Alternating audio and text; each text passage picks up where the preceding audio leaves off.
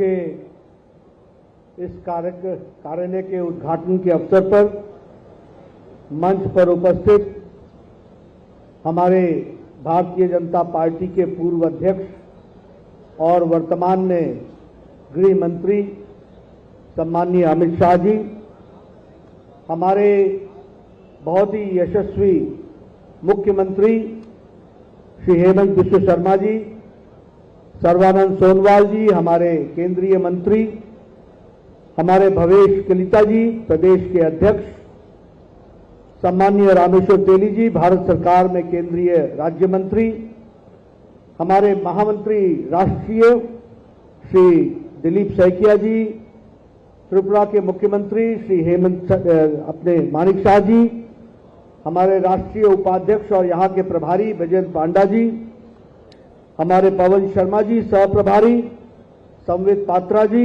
ऋतुराज जी, हमारे पूर्व में संगठन मंत्री रहे अजय जम्वाल जी, हमारी बहुत ही आदर के योग्य बहन विजय चक्रवर्ती जी, सभी सम्मानित मंच पर उपस्थित सज्जनवृंद और यहाँ बड़ी संख्या में उपस्थित हमारे भारतीय जनता पार्टी के कार्यकर्ता और हमारे पूर्व कार्यकर्ता जो संगठन के नींव के रूप में उन्होंने पार्टी को आगे बढ़ाया, और हमारे मीडिया के साथी, प्रिंट मीडिया और इलेक्ट्रॉनिक मीडिया के साथी, आज बहुत ही खुशी का दिन है, उत्सव का दिन है।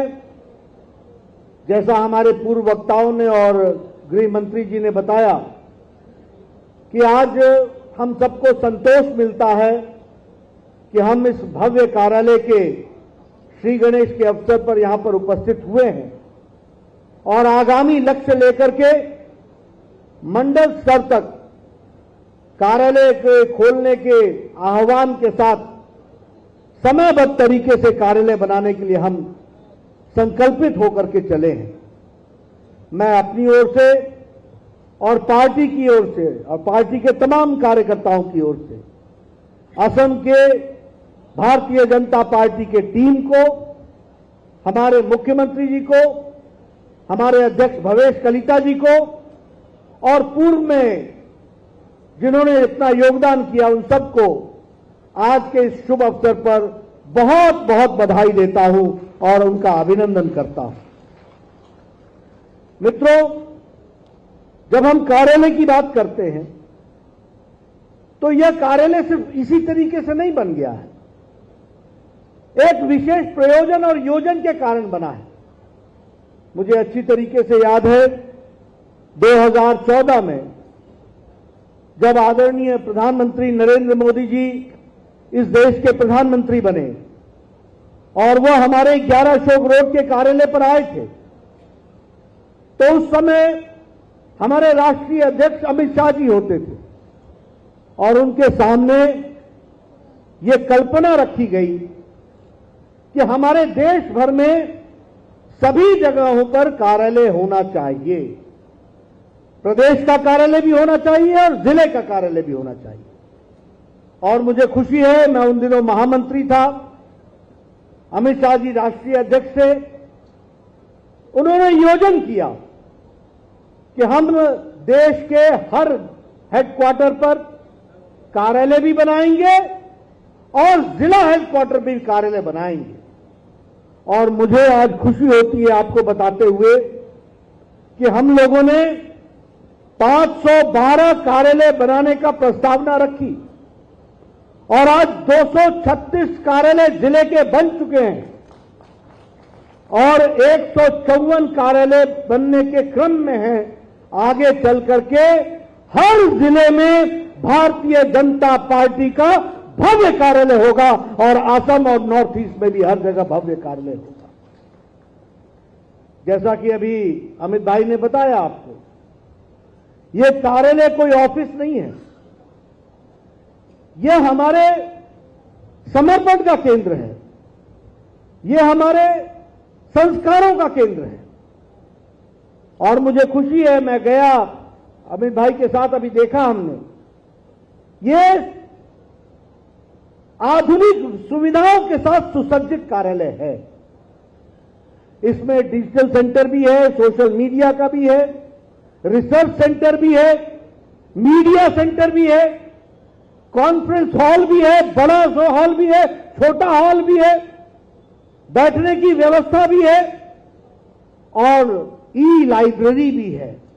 यानी कार्यकर्ता को अपने ज्ञान को बढ़ाने के लिए, अपने संस्कार को बढ़ाने के लिए, अपनी ताकत को बढ़ाने के लिए हर सुविधा इस कार्यालय में मुहैया कराई गई है। इसके लिए मैं विशेष करके आपको बधाई देता हूं।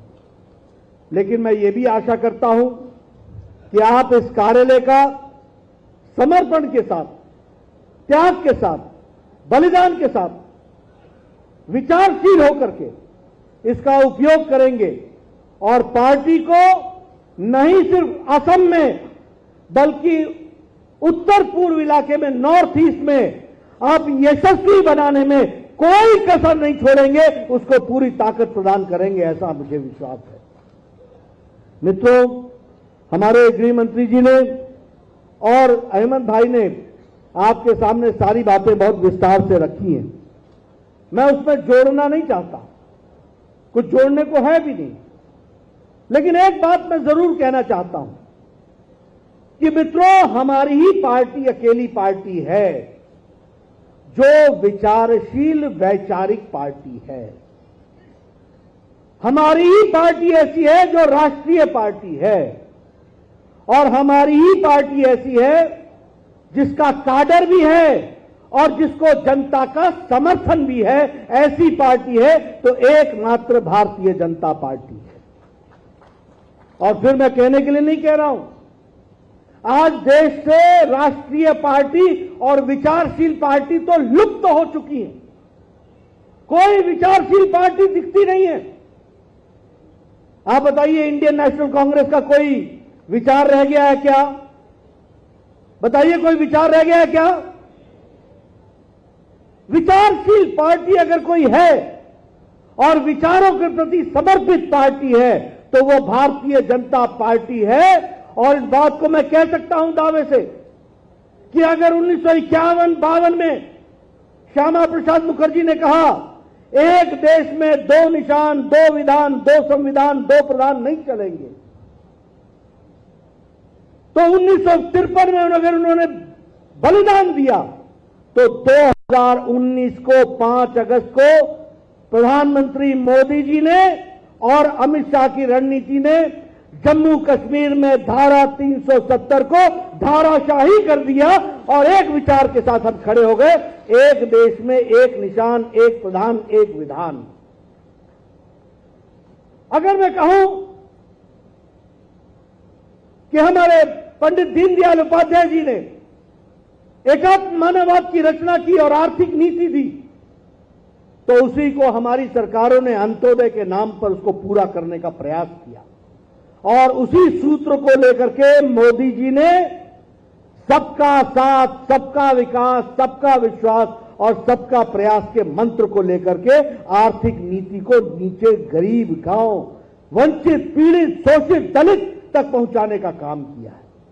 इसलिए हमारी ही अकेली पार्टी है जो विचारशील पार्टी है, जो वैचारिक पार्टी है, जो कैडर बेस्ड पार्टी है और जो मास फॉलोइंग के साथ पार्टी है। आज हमारे 302 एमपी हैं लोकसभा में, आज हमारे 92 से ज्यादा राज्यसभा में एमपी हैं, हमारे 1394 से ज्यादा विधायक हैं, हमारे 117 मेयर हैं और हमारे हजारों हजार वार्ड मेंबर और पंच प्रधान हैं। ये सबसे बड़ी पार्टी बनकर के खड़ी हुई। मित्रों, इसलिए कार्यकर्ता, कार्यक्रम, कार्यालय, कोष, ये सब के साथ युक्त होकर के कार्यक्रम को आगे बढ़ाना, ये हमारा उद्देश्य है और मैं ये मानता हूं कि हम इसी उद्देश्य को लेकर के चले हैं। अभी गृह मंत्री जी ने आपको नॉर्थ ईस्ट की तस्वीर खींच करके बताई है कि कैसे एक समय में यह राज्य जो 4 देशों से घिरा हुआ था, मुसीबत में पड़ा था। देश का नेतृत्व कमजोर था, उसका ख्याल नहीं रख सक रहा था। लेकिन आज यही नॉर्थ ईस्ट, यही असम आज मुख्य धारा में शामिल है और विकास की प्रक्रिया में मुख्य रूप से आगे बढ़कर के आ रहा है, तो ये नॉर्थ ईस्ट आ रहा है। इसको हमको ध्यान रखना चाहिए। एक समय में ये बंद, ये कर्फ्यू, ये इंसर्जेंसी, ये बंद के साथ जाना जाने वाला प्रदेश था। आज ये शांति प्रिय प्रदेश है, आज ये विकासशील प्रदेश है, आज ये विकास के लिए आह्वान करते हुए बढ़ने वाला प्रदेश है। यह नेतृत्व के अंतर के कारण हुआ है, यह हमको समझना चाहिए। और इसलिए हमको भारतीय जनता पार्टी को भी मजबूती प्रदान करनी है। हमको भारतीय जनता पार्टी के मजबूती के साथ साथ नॉर्थ ईस्ट के विकास में अपना योगदान पूरी तरीके से बढ़ाना है। नए नए आयोगों का विकास हुआ है। कभी आपने सोचा था कि all India institute of medical sciences यहां गुवाहाटी में आएगा? कभी कल्पना की थी? अब 1 साल के अंदर वह भी आपको समर्पित होगा और आपके लिए नॉर्थ ईस्ट के लोगों को दिल्ली नहीं जाना पड़ेगा। कभी आपने सोचा था कि कैंसर का सबसे बड़ा सेंटर बनेगा तो वो नॉर्थ ईस्ट बनेगा? आज ये नॉर्थ ईस्ट कैंसर के दृष्टि से देश में one of the best facilities के साथ खड़ा होने वाला नॉर्थ ईस्ट हो गया है और असम हो गया है। ये हमको समझना चाहिए। कनेक्टिविटी की दृष्टि से, नेशनल हाईवे की दृष्टि से, हर दृष्टि से एक बढ़ता हुआ असम, एक बढ़ता हुआ नॉर्थ ईस्ट हमको देखने को मिल रहा है। इसलिए मित्रों, मेरा आपसे एक ही निवेदन है। आज खुशी का समय है। मैं ज्यादा लंबा वक्तव्य नहीं देना चाहता हूं। अभी इसके बाद कार्यकर्ताओं के साथ मुलाकात भी है, उसमें हम लोग सारी बातें विस्तृत रूप से रखेंगे। लेकिन आज मैं हमारे दोनों तरफ जो बैठे हुए कार्यकर्ता हैं, जिन्होंने अपना जीवन लगाया, जो पार्टी के नींव हैं, इनको मैं और पार्टी के कार्यकर्ताओं की तरफ से विशेष नमस्ते करते हुए नमन करता हूं।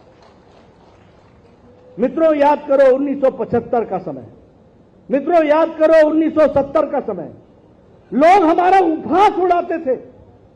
लोग कहते थे हम दो हमारे दो।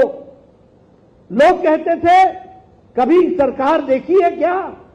कभी सरकार के नजदीक आओगे क्या? कभी कहते थे कि जमानत बच जाए तो तुमको बधाई। और इसमें भी कोई दो राय नहीं है कि हमारे ये सभी सज्जन वृंद, जिस दिन हमारी जमानत बच जाती थी तो हम खुशी मनाते थे, लड्डू बांटते थे कि आज हमारी विचारधारा के साथ जुड़ने वाले इतने लोग हो गए हैं। वहां से ये यात्रा शुरू की है। 1975 में लगभग 1,30,000 लोग मीसा और डीआईआर में इमरजेंसी में बंद हुए। 70,000 लोग हमारी विचारधारा से जुड़े हुए लोग थे। उनको मालूम था कि कुछ नहीं मिलना है, कुछ नहीं मिलेगा, लेकिन वो खड़े हुए तो विचार के कारण खड़े हुए और उनके विचार के कारण आज हम यहां खड़े हुए हैं। इन कार्यकर्ताओं के कारण, इन नेताओं के कारण, ये हमको समझना चाहिए। इसलिए मित्रों, हमारे नींव के सभी सज्जन वृंद जो आज आए हैं, उनको मैं विशेष करके बधाई भी देता हूं, धन्यवाद भी देता हूं। आज उनको कितना संतोष मिल रहा होगा कि आज वो यशस्वी पार्टी के उस पार, जिस विचारधारा के लिए उन्होंने अपना जवानी लगाई, अपनी जवानी खपाई, 4-4 पीढ़ियां खप गई, तब जाकर के हम यहां पर खड़े हुए। ऐसे कार्यकर्ताओं को हमारे हेमंत भाई ने, हमारे भवेश जी ने बुलाया।